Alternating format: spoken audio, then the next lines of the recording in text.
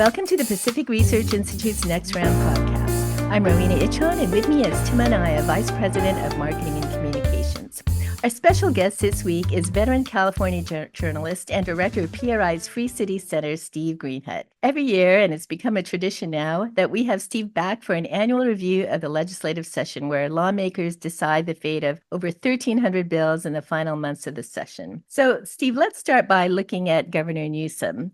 Last year, he bragged about jamming the legislature. So this year, he was basically aloof or even absent as he was crisscrossing the country pursuing his national ambitions for office. So, for example, he pretty much threw in the towel on his alternative retail theft measure as he was far more interested in going to Georgia and Pennsylvania than hanging around in Sacramento. So give us your thoughts on how Newsom's national ambitions affected his J job. Do you think he still jammed lawmakers this year, or has some of his power and influence was diminished as his ambitions turned national? Yeah, it does seem like he spent an awful lot of time campaigning for Biden and now Kamala Harris.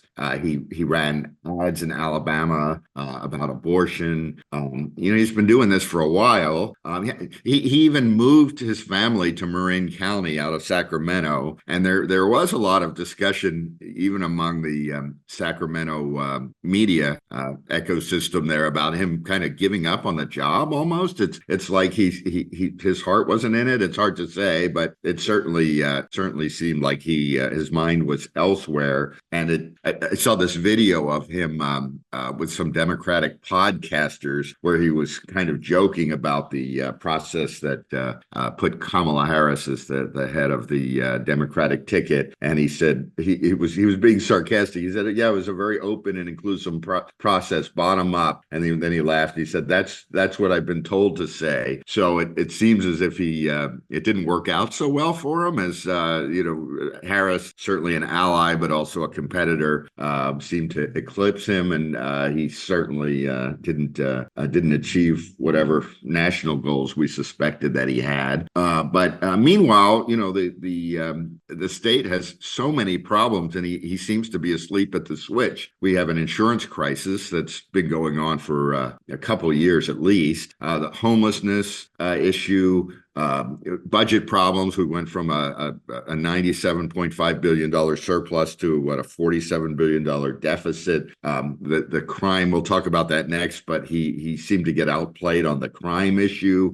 He did have time for a lot of PR stunts. I saw a video he did recently about big oil, blaming our high gas prices on corporate greed and price gouging and that sort of thing. So I certainly didn't get the sense that he was really totally in control of the legislature. And of course, we all remember back with Jerry Brown, where he really ruled the roost. And so with Newsom, though, he has this habit of occasionally saying the right things and then not following up. I remember when he did a big pronouncement that he was going to build 1,200 tiny homes for the homeless people, and then what happened? That none of those homes, I believe, have been built after a year. And he said some good things about insurance.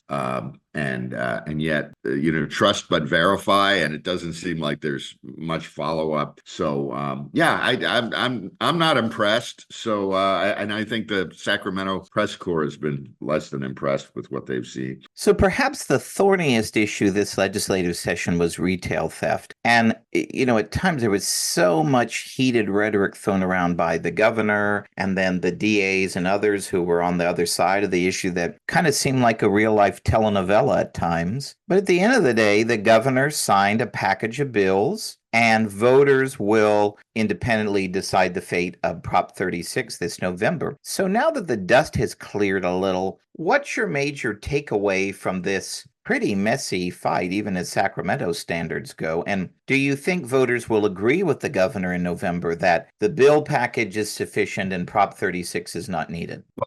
From everything I've seen, I think voters are going to overwhelmingly pass Prop 36. And crime is definitely, there's been some difference of opinion on what the crime statistics mean, but there's definitely been a upswing significant upswing in retail theft and property crime throughout the state, especially in the bigger cities. And the Democratic Party has really been caught off guard. I mean, the Republican Party here is almost pointless in many ways. It has such little power, and yet they've been able to get the upper hand on the whole crime debate, and that's because there is a serious crime problem, and Californians are seriously concerned about crime. And I think, Tim, you and I have discussed this. I think the governor could, and the Democratic legislature could have early on come up with some sort of deal to deal with retail theft, but they chose not to. I mean, one of the big issues with the after Prop 47, the 10-year-old initiative that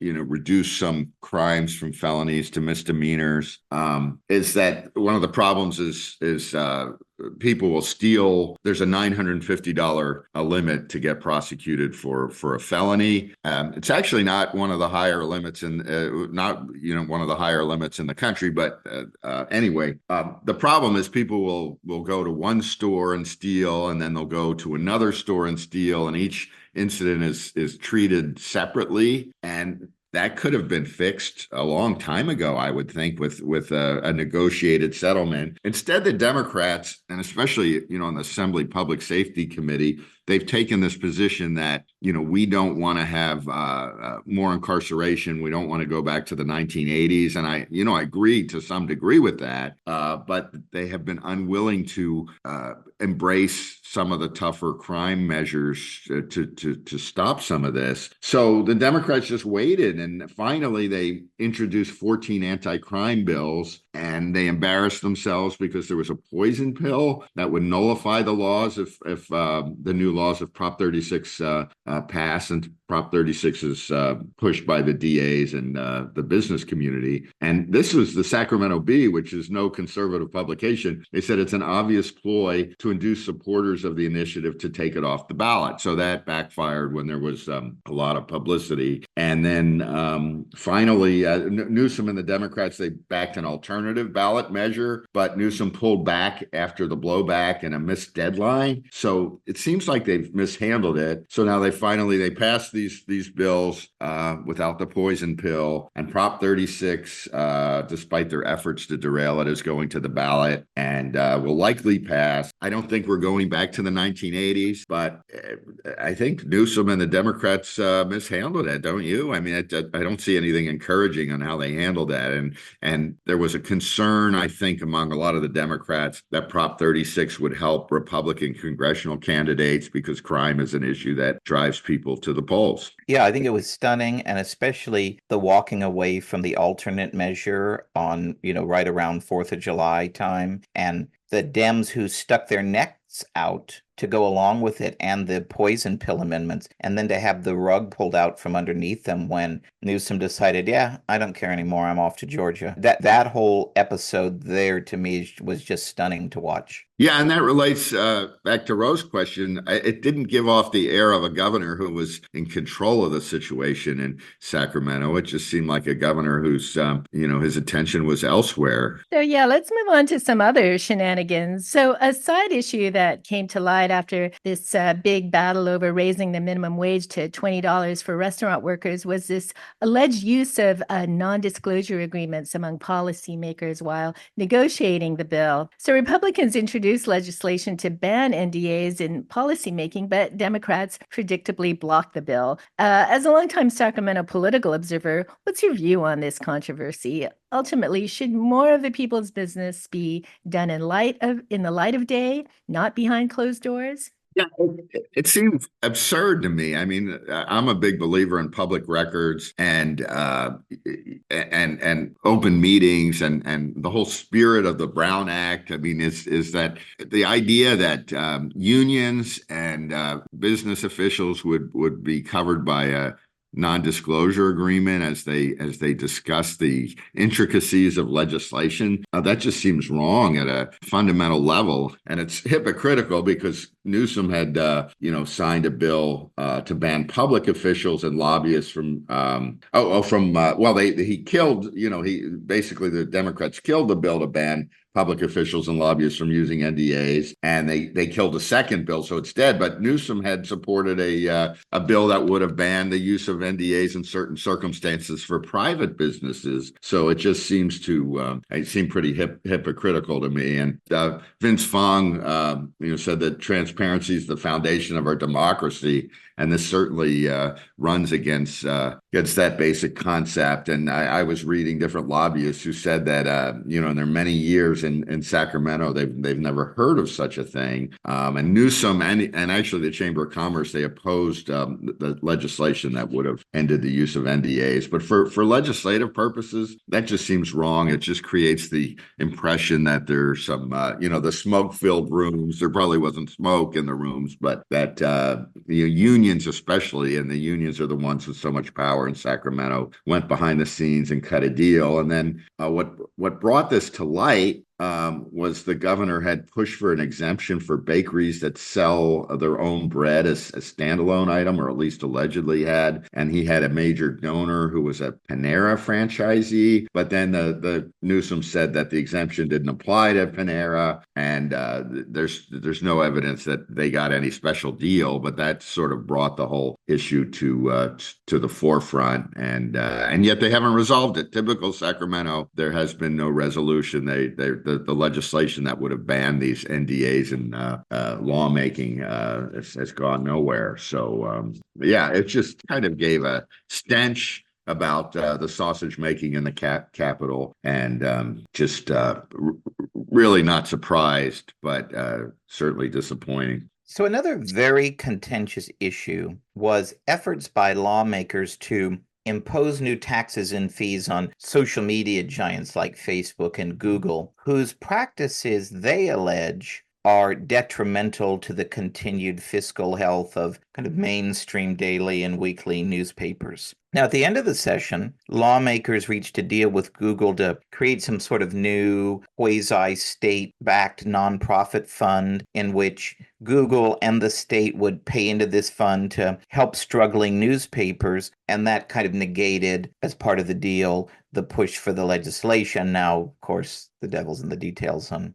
who decides who gets the money and how much, but that's another matter. But on the bigger question, as a longtime journalist, what are your thoughts on this issue? It seems to me that, I don't know, should we really be taxing social media companies to help media companies that they've kind of been failing on their own, or effectively forcing big tech giants to contribute to a fund? And kind of on a bigger question, right? What's the role of government and the private sector in with helping journalism to stay afloat in these tough and challenging times? Yeah, I mean, that's been a fascinating issue here. I'm looking at a Cal Matters report. Just there was obviously legislation that would have created, I think, like a 7.5% tax. And here, according to Cal Matters, Google will deposit $55 million over 5 years into a new fund administered by UC Berkeley to be distributed to local newsrooms. And the state would provide $70 million over 5 years. Google would also continue paying $10 million each year in existing grants to newsrooms. So not surprisingly, a lot of the journalists and journalism groups are not happy with that because they don't think it goes far enough, and a lot of the liberal groups likewise don't like it. I don't like it because I don't think the legislature should be involved in such things. The news media, once government gets its hand into funding, then it becomes we see with some of the NPR, which has its advantages, but it's a government funded news source largely, and we don't want the government funding and then essentially calling the shots, or that also leads to a certain amount of self-censorship. But the bigger issue here, as you pointed out, is newspapers and traditional publications have not been able to come up with a business model that works. And the idea that we're going to force Google to fund them is, it's absurd. I mean, actually, I think Google helps these news organizations and Facebook, because it gets, it spreads spreads the news stories out there, and then you click on the news stories, and there's a paywall often, and I think it helps the news industry. So creating these kind of funding schemes or regulations or limitations, it's just going to have the opposite effect. In fact, a couple of weeks ago, I was up in British Columbia, and I didn't realize at the time that Canada had passed a similar law. So I went and I wanted to, it was a Sunday, so I wanted to check my column that was posted, my Orange County Register column. And I went in through Facebook and I clicked on it, and I got a notice that in Canada, I can't access news sources through Facebook or social media because of a law. So that's what's going to happen here is that the social media companies, if we pass a law, and not under this deal, but if we pass a similar law, social media companies will just stop granting access to news publications. So that doesn't help anybody at all. That just restricts the amount of access to information. So I think Google and Facebook help publishers increase the size of these audiences, and it's totally up to the publications to figure out a sustainable news model. And I spent years in newspapers, and the newspapers just haven't been competing, and a lot of the reasons it's their own decisions, their own fault, and it's a challenging environment. We all agree that local news is a very important thing, but it's up to the private sector to figure out, how to make that work. The issue that gets the most attention, of course, is every legislative year is the state's budget, and this year was no exception. So all year long, lawmakers and the governor squabble over the state of the deficit, how far to go in cutting spending, and whether to rely on more budget gimmicks to close a shortfall. As our economist Wayne Weingarten argues, that the state didn't go nearly far enough to address the deficits that will persist in the coming years. He also failed, not surprisingly, to do anything of substance to address the state's huge unfunded public pension obligations. So what grade do you give Sacramento on its budget writing efforts this year?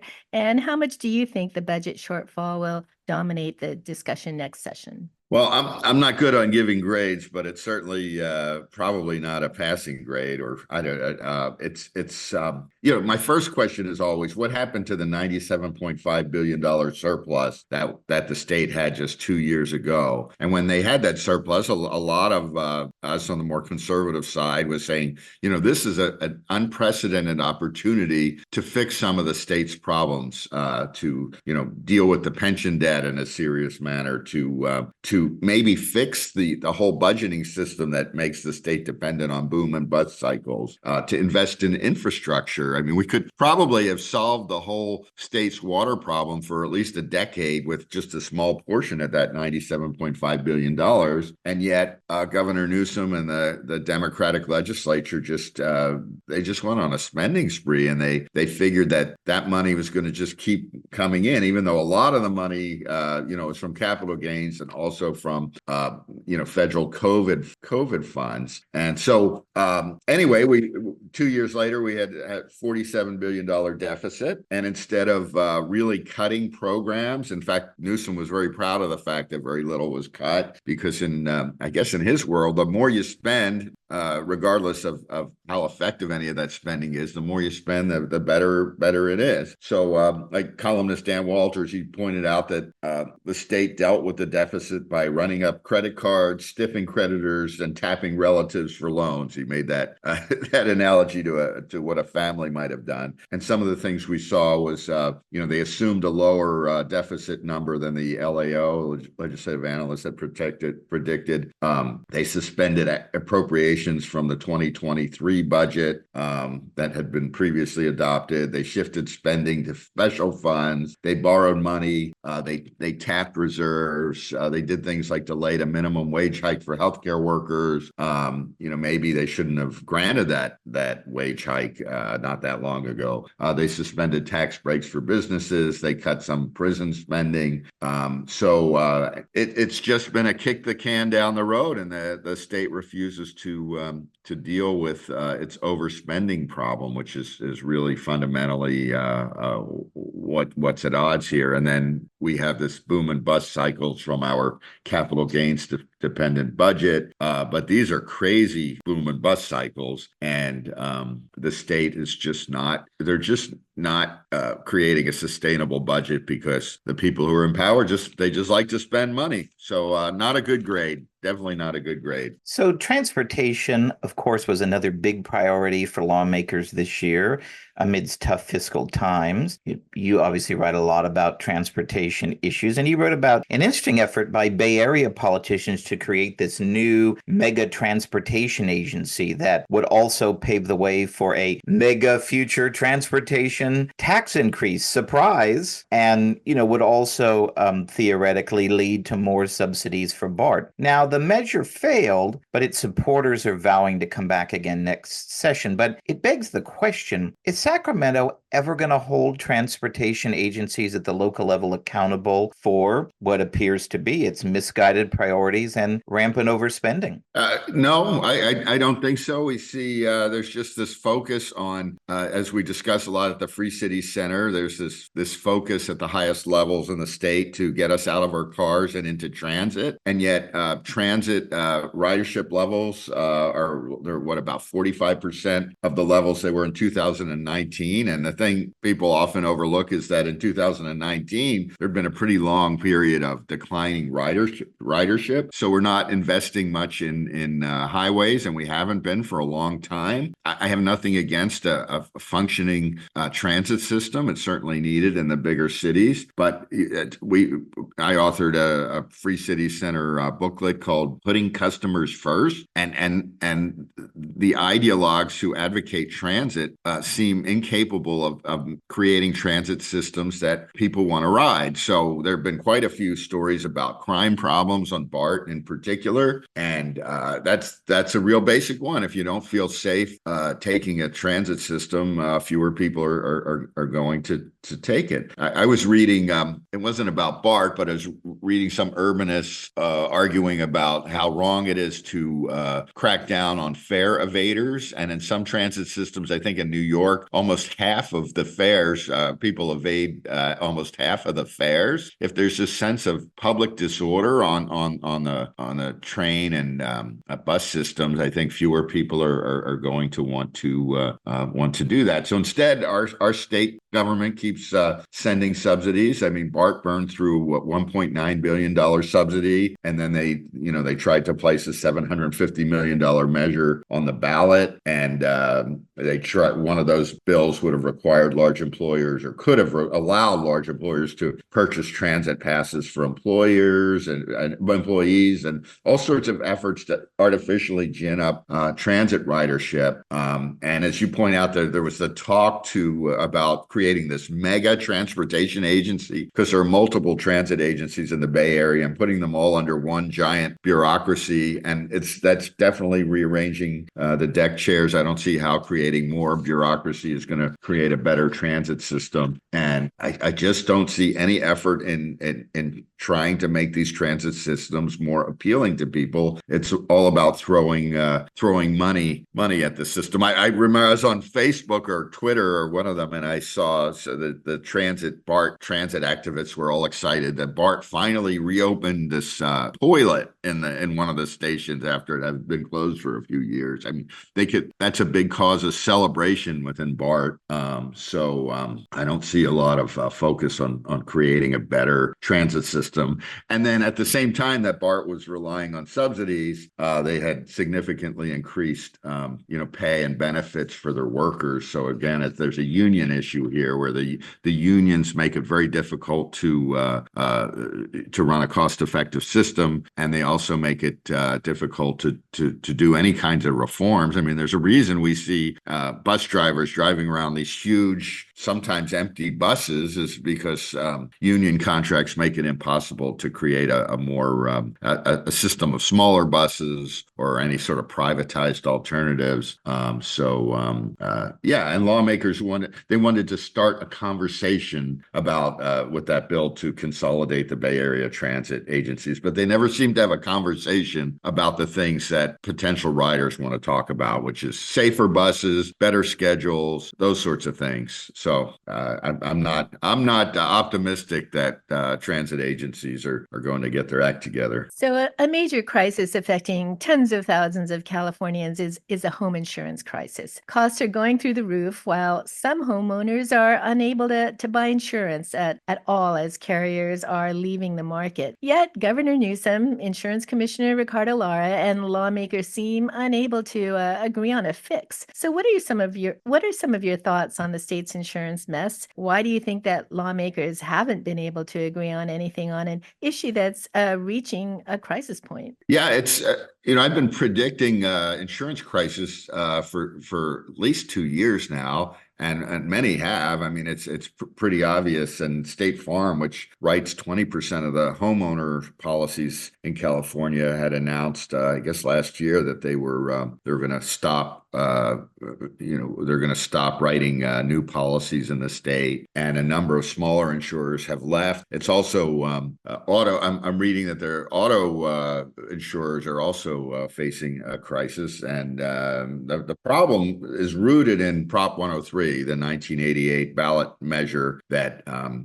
created a prior approval system where the insurance commissioner has to approve any rate hike, and it's just distorted the market. It's made it hard for insurers to adjust their prices to reflect the market. And so what happens is what we're seeing right now is when losses increase, we have major wildfire season, auto policies increased by the losses increased by 25%, thanks in part to inflation and the cost of repairing cars. If you can't easily adjust your rates to reflect the actual risk, instead we have this complex formula for determining rate hikes and a convoluted and bureaucratic process to get approval. What happens is they're going to pull out because insurance companies can't risk their financial reserves, and that's all tied back to Prop 103. But there are things that it's an initiative, so we can't change Prop 103 without another initiative. But there are things that the state could do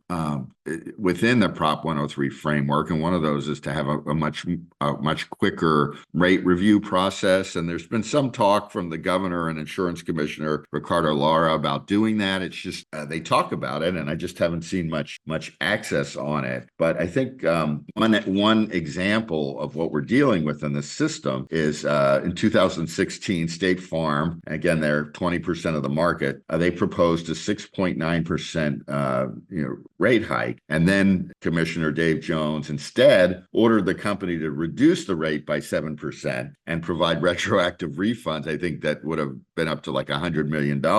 And they calculated the profits of State Farm, not based on the State Farm General Insurance Company, which is the California company, but including State Farm affiliated companies in other states. And State Farm eventually, after a long legal battle, they won in court. But Consumer Watchdog, the official group of interveners, these are the folks, the attorneys who intervene supposedly on the public's behalf and generally oppose rate hikes, they got awarded $2.2 million in attorney's fees. So that's the kind of system we're in. So how do you have a functioning market when it takes years to change your rate structure?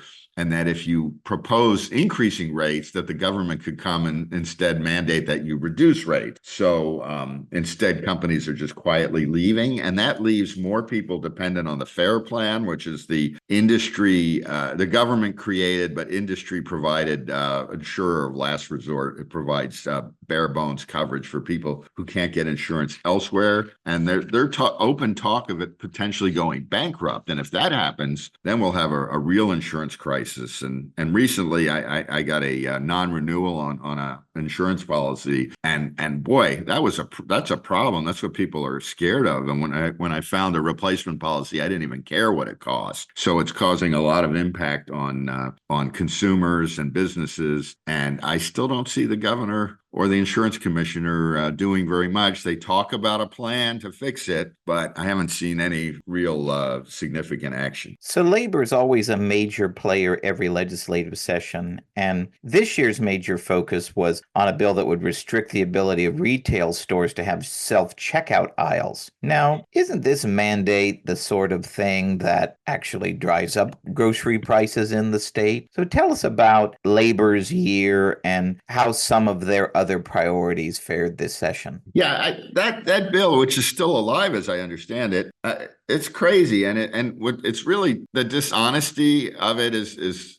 really appalling. It's not about battling retail theft. That's what its supporters said. They're trying to help the stores battle retail theft by essentially outlawing self-checkout, or at least putting lots of new restrictions on self-checkout aisles. So you'd have to have one worker for every two stations, and limit items you could check out. Already can't check out alcohol through those self-checkout lanes. It's not about battling retail theft. If the grocery stores felt that they would stop retail theft by getting rid of those lanes, they could just do it anyway. It's really about protecting union jobs. And I know at that PRI conference, Sacramento conference, was it last year, we had the one of the top officials from Raley's just detailing all the problems they're going through. If the state wants to, with the theft issue, if the state wants to do something about theft, they could do something radical, like enforce the law and actually punish shoplifters. So yeah, that's a labor victory. It's not a full victory yet. I mean, that bill's still alive, but yeah, labor seems to, year in and year out, they're the big player in the Capitol. I mean, last year they secured more sick days, minimum wage for healthcare workers, minimum wage hike for fast food, allowing legislative staff to unionize. This year, this is the main one I could think of. They did have a big win in the courts on a decision invalidating the Taxpayer Protection Act, although that wasn't their legislative power. It was a court decision, but that voters now won't have a chance to vote on a measure that would have made it difficult to raise taxes.